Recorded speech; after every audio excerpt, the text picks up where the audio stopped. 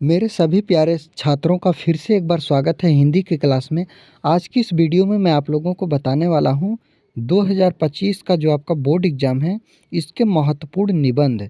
देखिए निबंध लिखने के क्या तरीके होते हैं। 2025 बोर्ड एग्ज़ाम निबंध। आप 2025 बोर्ड एग्ज़ाम में निबंध बनाकर अगर आपको नहीं आता है तो कैसे लिखेंगे और किसी भी विषय पर। क्लास 10 द और क्लास 12 द हिंदी। कक्षा 10 का आप चाहे कक्षा 10 में हो चाहे कक्षा 12 में हो, हिंदी आपका सब्जेक्ट है। 12 में देखिए सामान्य हिंदी, साहित्यिक हिंदी दोनों के छात्रों के लिए है।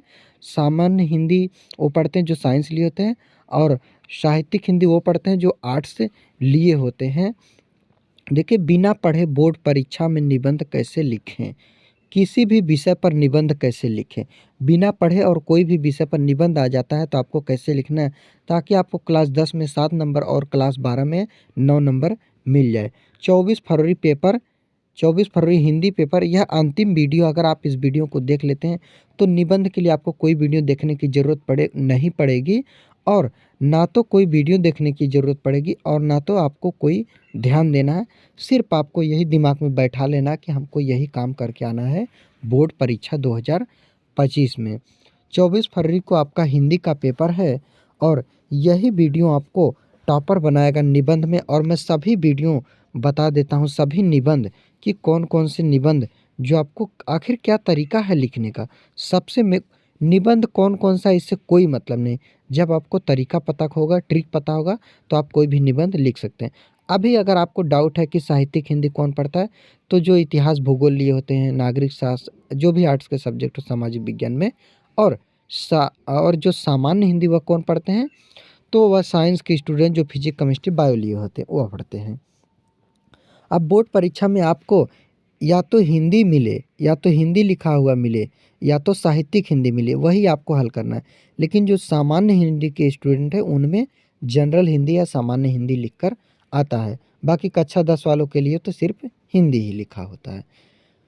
ठीक, तो चलिए अब हम चलते हैं और आपको बताते हैं कि आखिर क्या तरीका है और निबंध को कैसे लिखना है।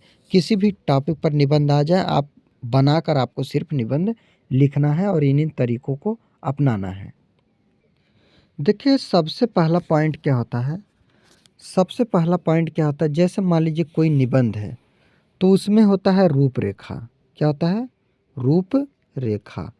रूपरेखा के अंतर्गत आपको क्या लिखना है कि हमको निबंध के बारे में आगे क्या क्या लिखना है, इसी को हम रूपरेखा कहते हैं। अब रूपरेखा के अंतर्गत जैसे मान लीजिए प्रस्तावना हो गया, किसी भी टॉपिक पर मैं बता रहा हूँ, प्रस्तावना हो गया पहले पॉइंट पर। फिर दूसरे पॉइंट पर आपका जैसे मान लो हो गया प्रस्तावना का अर्थ। क्या हो गया?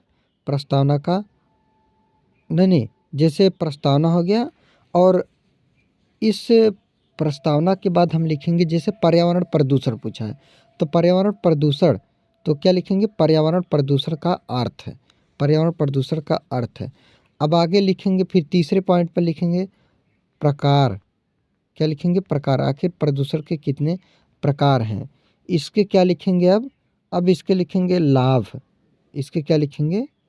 लाभ। पर्यावरण प्रदूषण के लाभ, हानियाँ। तो इस तरह से ऐसे ऐसे करके हम 7-8 हेडिंग, 6 हेडिंग जो भी लिख सकते हैं उसको हम लिखेंगे। अब यही हेडिंग सबसे मेन पॉइंट रूपरेखा में आपको लिखना है। अब आप प्रस्तावना जैसे लिख रहे हैं किस पर? पर्यावरण पर। जैसे मान लीजिए लिख रहे हैं, अभी मैं बताऊंगा इंपॉर्टेंट जो भी है। जैसे मान लीजिए पर्यावरण पर आप प्रस्तावना लिखेंगे, तो प्रस्तावना में सबसे पहले क्या लिखना पड़ता है कि प्रदूषण का अर्थ क्या है। प्रस्तावना में प्रदूषण का अर्थ क्या है यह लिखना पड़ता है। अर्थ लिखने के बाद अर्थ में सब चीज़ें आ जाता है जो प्रदूषण होता है।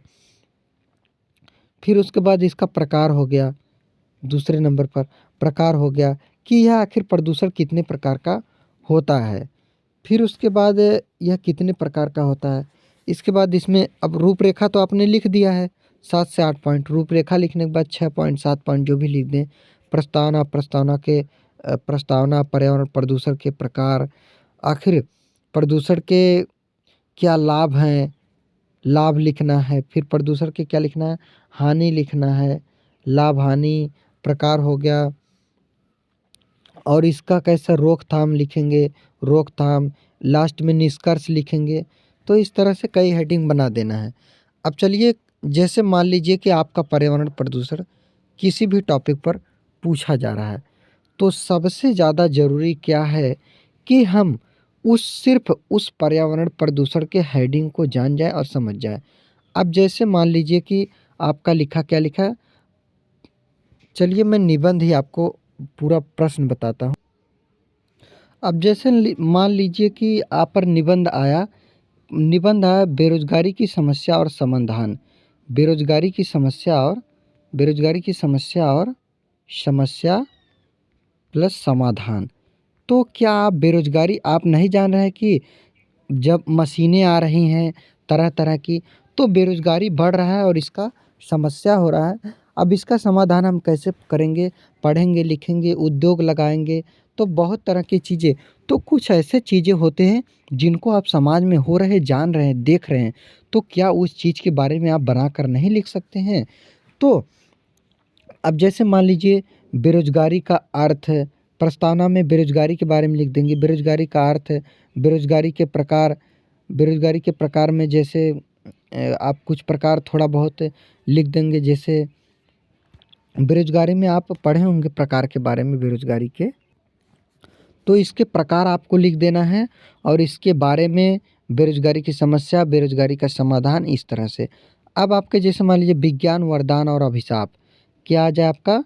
विज्ञान, वरदान और अभिशाप। तो ऐसा अगर निबंध आए विज्ञान, वरदान और अभिशाप, तो आपको इस पे कैसे लिखना है? तो आप क्या विज्ञान के बारे में नहीं जान रहे हैं? विज्ञान के बारे में लिखना है। नई-नई तकनीकी, जो-जो नई-नई तकनीकी आ रहे हैं, नई-नई, अब जैसे रोबोट आ गए हैं, नई-नई आपके टेक्नोलॉजी जैसे सामान आ रहे हैं, मोबाइल हो गया, ये सब हो गया, ट्रैक्टर, हल, ये सब मतलब नई-नई जो भी मशीनें आ रही हैं, जैसे धान कूटने वाला मशीन, आटा पीसने वाला, तो तरह-तरह की जो मशीनें आ रही, यही सब क्या हो रहा है? तो विज्ञान का यही वरदान है। अब इसके जो नुकसान होते हैं, आखिर इसके नुकसान क्या है? तो नुकसान के बारे में भी आप चाहे तो लिख सकते हैं। तो मिला-जुला कर आपको 3 से 4 पेज या 2 पेज, 3 पेज, कम से कम 3 से 4 पेज आपको निबंध लिख देना है। 2 ही पेज रहेगा कक्षा 10 में तब भी चलेगा, लेकिन 12 में 3 पेज ज़रूर आपका होना चाहिए। तो इस तरह से आप निबंध को लिख सकते हैं। अब जैसे मान लीजिए भ्रष्टाचार, कारण और निवारण। क्या? भ्रष्टाचार, कारण और निवारण। तो भ्रष्टाचार, कारण और निवारण में आप जान रहे हैं कि अब बहुत सारे जगह पे जैसे कोई पोस्ट आता है तो घूस पर नौकरियां हो जाती हैं। जिसके पास भाई पैसा हो तो घूस देगा, जिसके पास पैसा नहीं है, जो गरीब है, वह इंसान पढ़कर और ईमानदारी से नौकरी लेगा और वह पूरा जीवन अपना अच्छे से बिताएगा। इसलिए ईमानदारी आपके जीवन में हमेशा काम आता है। तो भ्रष्टाचार, कारण और निवारण आ जाए, तब भी आपको यही लिखना। भ्रष्टाचार का अर्थ है लोग घूस दे रहे हैं। भ्रष्टाचार के कई तरह से इसके हानियाँ हैं, लाभ हैं। भ्रष्टाचार के भाई लाभ यही है कि जिसको नहीं सफल होना था वो भी सफल हो गया। तो भ्रष्टाचार हो गया, अभिशाप हो गया, विज्ञान वरदान और अभिशाप। खेल-कूद, क्या आप खेल-कूद के बारे में नहीं जान रहे हैं? तो सबसे ज़्यादा ज़रूरी होता है, कुछ मत याद कीजिए। अगर निबंध कहीं आपके सीरीज में दिया है, नहीं भी आ रहा है, तो मात्र बनाकर आप लिखने का प्रयास करें। क्या कीजिए? बनाकर। मेरा सिर्फ़ कहना है कि बनाकर लिखें और आपका निबंध का जो क्वेश्चन है, उसको छोड़िएगा मत। सिर्फ़ बनाकर चाहे जैसे आपको आंसर लिख कर आना है, और अगर पूरा नंबर ना मिले तो फिर मुझे आकर कमेंट कीजिएगा और मुझे आप बताइएगा। तो मेरा सिर्फ़ एक ही कहना है कि आपको निबंध का क्वेश्चन नहीं छोड़ना है। चाहे जैसे जो समझ में आए बनाकर अपने मन से लिखिए। जितना बनाकर लिखा जाता है ना, बनाने पर ही सबसे ज़्यादा नंबर मिलता है। तो बनाकर आपको क्या करना है, वहाँ पर कोशिश करना कि हम क्या करें, बनाकर निबंध को लिखें, बनाकर, ताकि बनाकर लिखने पर अच्छा नंबर मिलता है। बनाकर लिखने का मतलब, अब आप नहीं समझ पा रहे हैं कैसे बनाएँ, क्या बनाएँ, तो आप रूपरेखा देखे हैं ना, आपके सीरीज में या किताब में रूपरेखा, रूपरेखा ही तय, रूपरेखा के अंतर्गत जैसे प्रस्तावना, प्रस्तावना, अर्थ, इसके प्रकार, इसके लाभ, इसके हानियाँ, इसका निष्कर्ष, जो भी प्रस्तावना के अंतर्गत हो, उस टॉपिक को आप याद कर लीजिए। तो प्रस्तावना के अंतर्गत उसी टॉपिक को याद कर लीजिए। तो लास्ट में एक निष्कर्ष मेरा एक ही निकलता है कि आपको सिर्फ बोर्ड परीक्षा में निबंध बनाकर चाहे जैसे लिख कर आना, छोड़ना नहीं है। सिर्फ आपको क्या याद कर के जाना, रूपरेखा याद कर लेना, बाकी कुछ नहीं याद करना है और वही जाकर बनाकर लिख देना। तो निबंध से आपको छुटकारा मिल गया हो गया। बाकी और भी टॉपिक पर इम्पोर्टेंट क्वेश्चन आंसर चाहिए, किसी भी सब्जेक्ट पर महामैराथन क्लास चाहिए, बहुविकल्पी, अति लघुत्तरी, दीर्घ उत्तरी, कोई भी प्रश्न हो, प्रश्न और उत्तर मैं दोनों कराता हूँ, चाहे आपका प्रश्न हो चाहे आपका उत्तर हो।